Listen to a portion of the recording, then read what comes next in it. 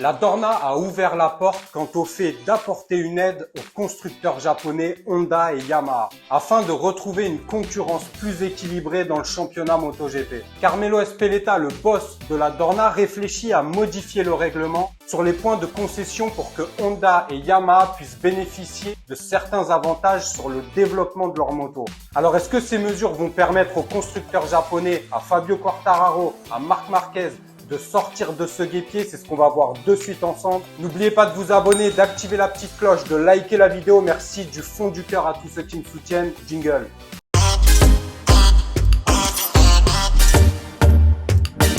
Bon, alors on connaît tous la situation des constructeurs japonais, les constructeurs historiques du championnat MotoGP, qui n'ont jamais connu une telle situation dans leur passé. La situation est clairement alarmante. Les constructeurs japonais ne savent plus dans quelle direction avancer. Les pilotes sont à bout de nerfs, blessés, démoralisés. Bref, rien ne va plus chez Honda comme chez Yamaha. Alors la faute à qui? La faute à une stratégie qui est devenue obsolète, une stratégie des constructeurs japonais qui a pourtant marché durant des décennies. Mais aujourd'hui, le fait d'axer le développement d'une moto sur un seul pilote fait que depuis quelques années et surtout quelques mois, les constructeurs japonais foncent dans le mur. Marc Marquez étant absent depuis quasiment 3 saisons, le développement de la Honda a stagné et du coup la machine n'est plus du tout au niveau de la concurrence. Même chose pour Yamaha qui s'est totalement embrouillé dans le développement de la moto. N'ont pas écouté les signaux alarmants de Valentino Rossi sur ces dernières années, ont laissé un jeune pilote comme Fabio Quartararo sans expérience dans le développement de la machine devoir donner des indications. Tout ça fait que Honda et Yamaha se retrouvent dans un marasme énorme. Et ça, clairement, ça ne joue pas en la faveur du championnat MotoGP, même s'il faut dire que le nouveau format avec les courses sprint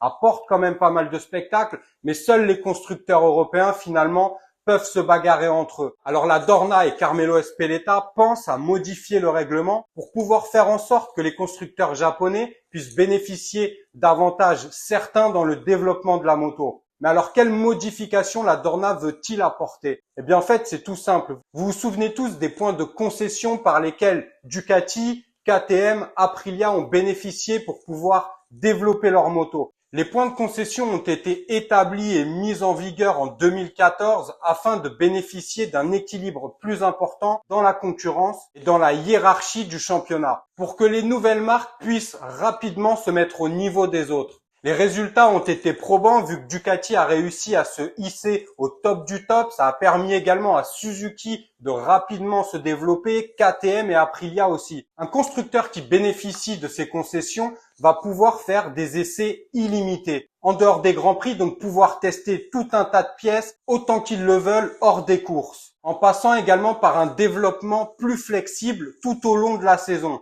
Le hic, c'est que pour bénéficier de ces concessions, il faut qu'un constructeur n'ait gagné aucune course sur le sec, sachant que seules les courses du dimanche sont prises en compte. À partir du moment où un constructeur cumule plus de 6 points de concession sur la saison, alors on lui retire les concessions, sachant qu'une victoire, c'est 3 points. Du coup, Ducati, KTM, Aprilia qui ont bénéficié un temps de ces points de concession, on leur a retiré évidemment car ils ont fait des podiums, des victoires et du coup n'ont plus bénéficié de ces avantages-là. Mais la situation préoccupante de Honda et Yamaha va pousser Carmelo Ezpeleta à modifier ce règlement afin que les constructeurs japonais puissent en bénéficier. Actuellement, plus aucun constructeur n'a le droit à des concessions et c'est bien le problème car il faudrait qu'Honda et Yamaha n'aient marqué aucun point durant cette saison pour pouvoir en bénéficier en 2024. Le seul hic, c'est que Honda et Yamaha ont fait des podiums. Honda a même gagné avec Alex Rins et Fabio Quartararo dernièrement a acquis un nouveau podium. Mais au vu de la crise traversée par Honda et Yamaha, Carmelo Ezpeleta va changer et modifier ce règlement afin justement que les constructeurs japonais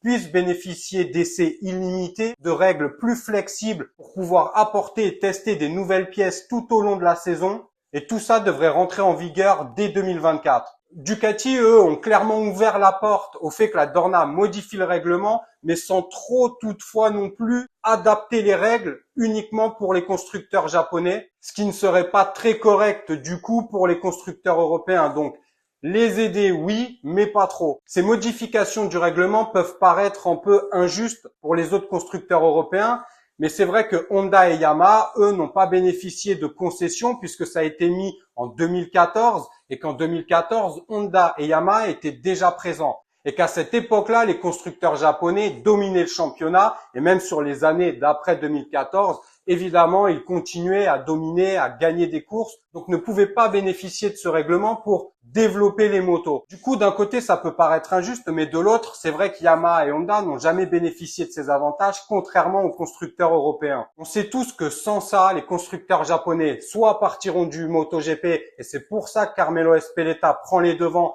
pour éviter une telle situation. Suzuki a déjà fait ça l'an dernier et Carmelo Ezpeleta et la Dorna veulent à tout prix empêcher un départ des constructeurs japonais. Et en plus de ça, ça pourrait apporter un championnat plus équilibré où on serait plus dans une Ducati Cup avec des constructeurs Honda et Yamaha capables de rivaliser et sans mettre 4-5 ans avant de rejoindre la concurrence. Du coup, si les modifications sont réellement apportées, chose qui va être faite, de toute façon, c'est en pourparlers et ce sera fait très bientôt pour 2024. Est-ce que cette situation ne va pas permettre à Marc Marquez et Fabio Quartararo, du coup, de revoir un peu leur avenir? Actuellement, les deux pilotes pensent clairement à un départ, pensent à rejoindre un autre constructeur. Sauf que Yamaha et Honda sont quand même des constructeurs très solides, très importants, des constructeurs historiques du championnat MotoGP. Et s'ils bénéficient du coup davantage dans le développement de la moto, cela pourrait permettre à Fabio comme à Marquez de retrouver une machine compétitive beaucoup plus rapidement que cela n'aurait été le cas si aucun règlement n'avait été modifié. Donc du coup, ça permettrait au championnat d'être plus équilibré, une concurrence plus saine. Tous les constructeurs pourraient se battre réellement et tout le monde serait content. Apparemment, Ducati est ouvert à ça. Après, il faut voir les clauses, il faut voir